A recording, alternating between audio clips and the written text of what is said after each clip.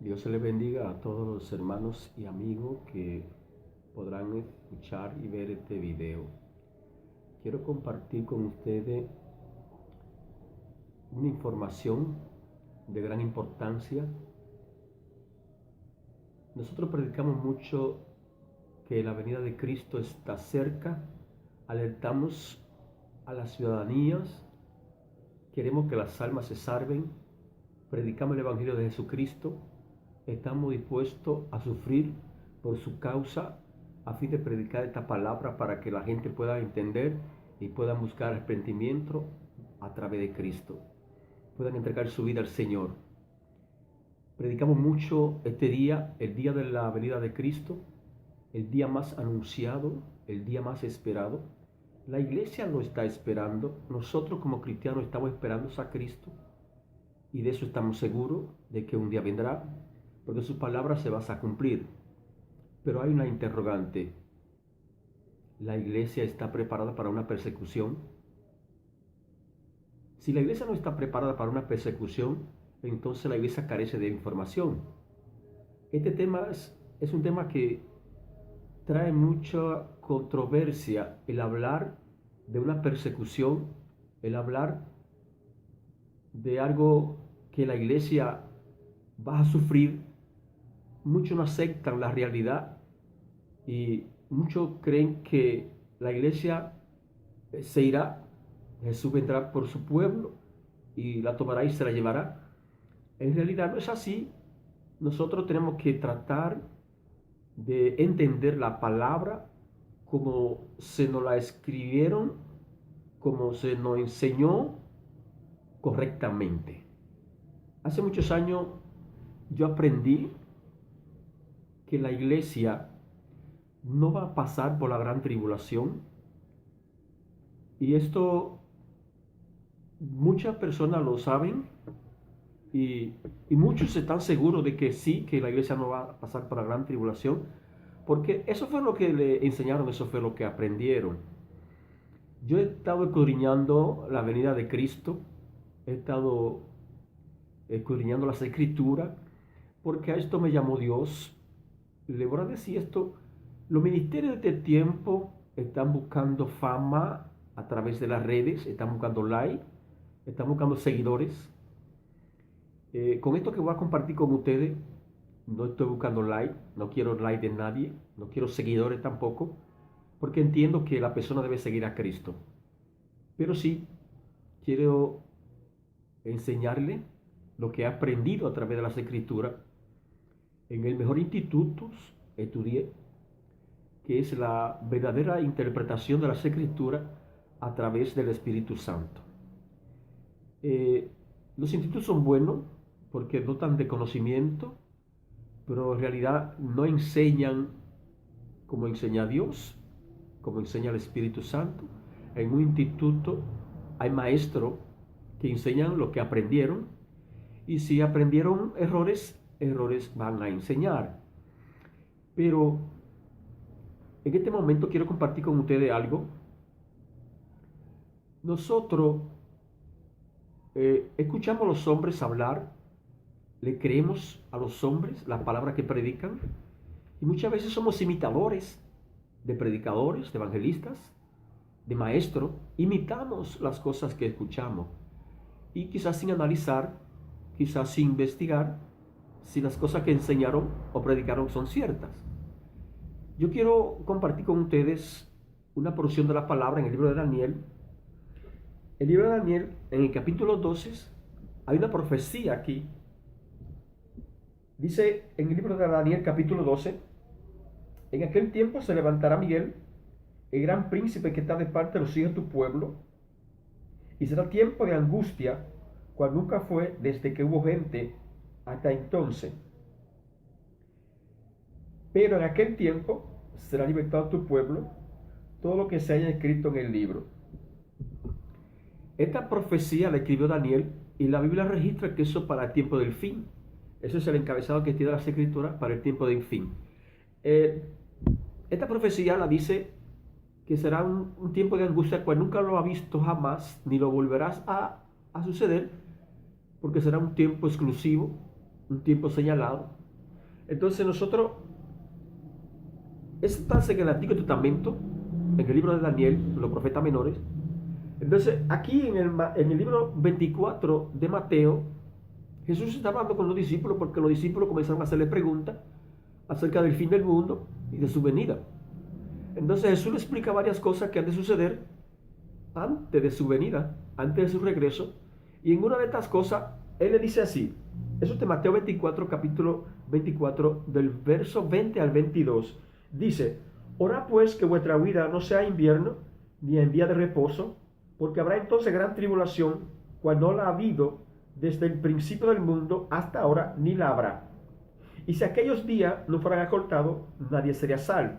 Mas por causa de los escogidos, aquellos días serán acortados. Jesús está diciéndole a los discípulos, estas cosas van a suceder. Ya Daniel había profetizado. Es como si Jesús le estuviera confirmando las escrituras a ellos. Si la iglesia no fuera a pasar por la gran tribulación, entonces este pasaje bíblico está de más. Porque Jesús está alertando a la iglesia a que se mantengan en oración para cuando este proceso inicie.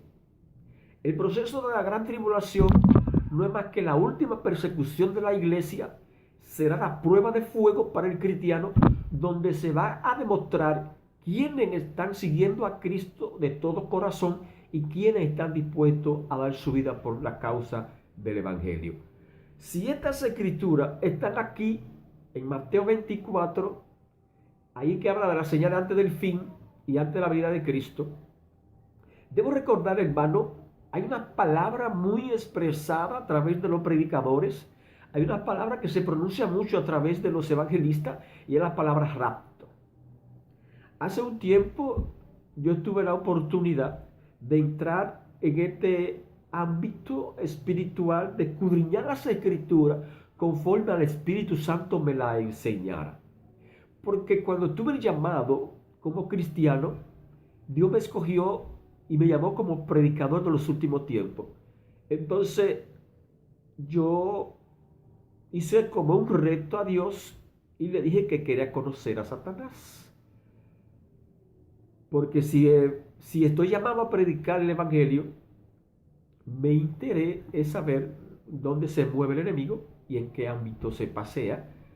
Entonces, ahí, al yo hacer un reto, Dios me dijo a mí: tienes que conocerme a mí primero y yo te voy a dar a conocer a Satanás. Ahí fue cuando yo entré en un estudio profundo de la Biblia, buscando información.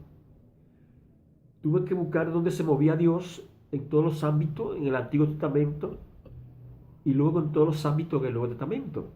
Y ahí entré en este pasaje bíblico de la profecía de Daniel y de la palabra que Jesús confirma aquí en el Mateo 24, verso 20 al 22. Entonces, si la iglesia, como muchos predican, no va a pasar por la gran tribulación, estas dos escrituras no tienen sentido. Una profecía de parte de Daniel, hablando de un tiempo que nunca lo ha visto ni lo habrá jamás, y hablando de otra palabra aquí en Mateo que nunca la ha visto ni la habrá jamás, como si fueran las mismas palabras pero con diferentes sonidos. Entonces fíjense, el predicador, el maestro, tiene que tener cuidado para enseñar las escrituras, porque nosotros no estamos enseñando cosas que son nuestras, cosas que nosotros las escribimos. No, estamos enseñando la palabra de Dios, la palabra de verdad, y hay que tener cuidado para enseñar, porque si nosotros enseñamos unas cosas que no está correcta, tarde o temprano viene la consecuencia. ¿Por qué hice la pregunta ahorita? ¿Estará la iglesia preparada para una persecución? Pues la respuesta es clara. La iglesia no está preparada para una persecución, porque no se le ha enseñado a la iglesia que va a pasar por ese proceso. A nosotros se nos ha enseñado que de momento a otro Cristo aparece, que hay que estar apercibido, que en cualquier momento Cristo regresa. La Biblia habla muy claro. Cuando Pablo escribe la carta a los tesalonicenses, la primera carta a los tesalonicenses, Pablo la escribe sintiéndose gozoso de que ya habían recibido la palabra, que habían recibido a Cristo y que estaban ellos siendo personas, ¿verdad? En avivamiento. Pero en ese mismo tiempo se levantaron personas que estaban malinterpretando la carta de Pablo y comenzaron a decirle a la iglesia que Jesucristo estaba allá al venir. Entonces parece ser que en ese tiempo los cristianos de esa época comenzaron a, si Cristo viene ya no tiene sentido el trabajar, no tiene sentido la familia, no tiene sentido nada, vamos a esperar a Jesús. Entonces ahí cuando Pablo se interesa en escribirle una segunda carta a los tesalonicenses y le escribe que no se dejarán engañar ni por palabra, ni por carta, ni por espíritu. O sea, Pablo le está diciendo a ellos, tengan cuidado con lo que le están enseñando, con lo que le están profetizando, porque Jesucristo no vendrá, escuche bien esto, no vendrá hasta que se manifieste o hasta que venga la apostasía y se manifieste el hombre del pecado.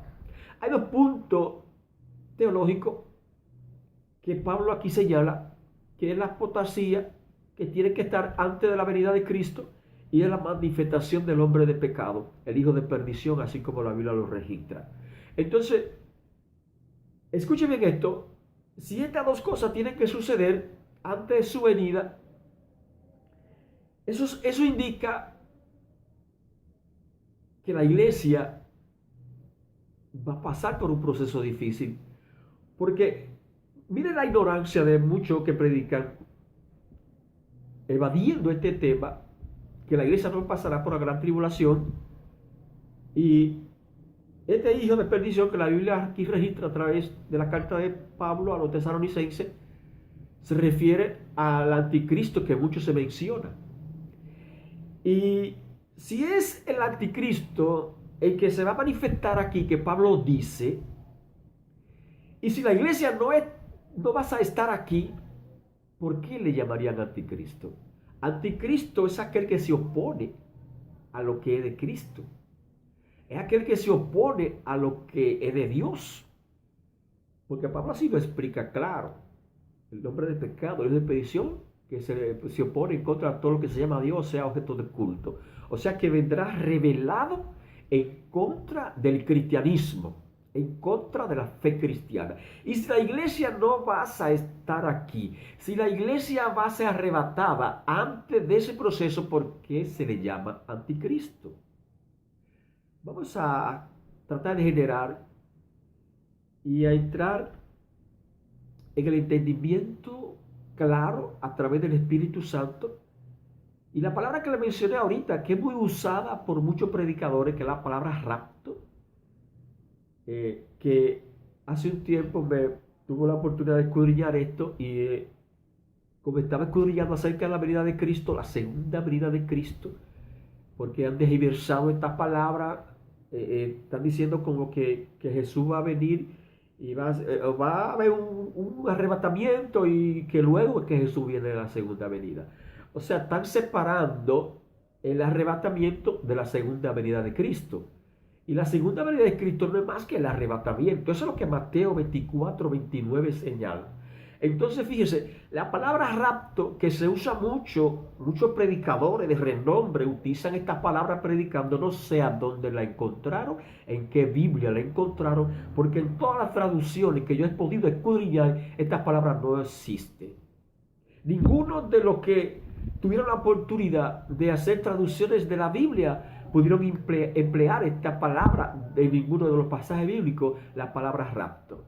Cuando a mí se me dio la oportunidad de yo escudriñar esto, bueno, me vi motivado a predicar este mensaje en la iglesia en la cual yo nací, en los pastores que me educaron espiritualmente. Y cuando yo hice un análisis a través de la palabra rapto y hice otro análisis a través de la palabra arrebatamiento, es muy diferente. La palabra rapto, usted la busca en el diccionario secular y va a encontrar que eso significa un secuestro. Alguien que lo raptan, lo secuestran para pedir un rescate o matarlo. Eso significa rapto. Entonces la palabra arrebatamiento es muy diferente. Arrebatamiento es como quitarle a alguien que posee algo que no es suyo. Entonces, fíjese, si nosotros vemos del punto de vista lógico de las Escrituras, a través del Espíritu Santo, y nosotros vemos la palabra arrebatamiento, y hagamos como una comparación, un tiempo de persecución en la iglesia es un tiempo de maltrato. Si ustedes buscan en los evangelios, aparece este sistema de este sacrificio que va a pasar en la iglesia, que va a ser perseguida, va a ser maltratada, muchos van a caer en la cárcel, muchos serán mártires por causa del evangelio. Entonces, cuando la Biblia habla de arrebatamiento, significa que la iglesia estará en una situación difícil, en una situación que la iglesia va a pedir clamor a Dios para que Dios venga en su rescate. Por eso es que aquí en Mateo 24, del verso 20 al 22, Jesús dice, y si aquellos días no fueran acortados, nadie sería salvo. Por la gran prueba por la cual va a pasar la iglesia, Jesús dice que si Él no corta esos días, nadie sería salvo, porque la fe podría menguar. Imagínese usted, nosotros predicando a Cristo y que comiencen a perseguir la iglesia, a prohibir los cultos, a ejecutar cristianos porque predican el evangelio y que Dios no aparezca. Entonces, ¿qué va a decir la gente? ¿Dónde está el Dios de ellos? Así como muchos lo decían, ¿dónde está el Dios de ellos? Pero la sorpresa grande que va a recibir el mundo y va a recibir lo que persigue la iglesia es ese día que la Biblia sellara en Mateo 24, 29, que dice inmediatamente, escucha bien esta palabra, inmediatamente después de la tribulación de aquellos días el sol se oscurecerá y la luna no dará su resplandor y las estrellas caerán del cielo y la potencia de los cielos serán conmovidas. Entonces aparecerá la señal del Hijo del Hombre. En ese tiempo de esa persecución, donde la iglesia estará clamándole a Dios, aleluya, donde la iglesia estará pidiéndole al Señor protección, ayuda, socorro, entonces dice que aparecerá la señal del Hijo del Hombre. Entienda esto, no es un día cualquiera, es el día del arrebatamiento de la iglesia. Es el día donde Dios va a dar a entender que el pueblo que ha sido sacrificado, que ha sido maltratado, ese es el pueblo el cual Él ha venido a buscar. Qué bueno es decir, nos vamos en gloria, de un momento a otro Jesucristo viene y nos vamos. La Biblia no dice eso. La Biblia no dice eso. La Biblia es clara y es precisa. Primero, Daniel profetiza tiempo de angustia que nunca lo ha visto ni lo habrá jamás. Jesús lo confirma. Tribulación, gran tribulación. Ahí es cuando Jesús le pone nombre a este proceso. La gran tribulación. Mucha gente entiende que es un juicio de Dios. La gran tribulación no es un juicio de Dios. La gran tribulación es la prueba final de la iglesia, es la prueba final del cristiano, donde nosotros vamos a tener que estar seguros de que si somos de Cristo, lo somos. Yo recuerdo una anécdota de una familia que se convirtió a Cristo y era tiempo de persecución. Y llegaron a su casa los perseguidores y ellos estaban sentados en la mesa que iban a cenar. De repente le paran, ¿verdad?, un stop y agarran el hombre de la casa, el padre de familia, y le dicen, tiene que negar a esa fe, tiene que negar a esa creencia que tiene, o de lo contrario tú vas a morir. Entonces decía, yo no puedo negar a mi Cristo. No hay razón para negar el nombre de mi Salvador. Entonces, ¿sabe qué? El enemigo siempre trata de darte por donde más te duele. Uno de ellos dijo, pero caben un hoyo ahí enfrente de la casa, un hoyo profundo, cavaron un hoyo profundo, y la niña menor de ellos la entraron en el hoyo a fin de ablandar el corazón de ellos y comenzar a echarle tierra a la niña para sepultarla viva, a fin de que ellos pudieran negar a Cristo. ¿Sabes qué? El padre estaba viendo a su hija siendo sepultada viva. La madre de la niña tuvo flexibilidad y le dijo, ¿qué va a hacer? Va a dejar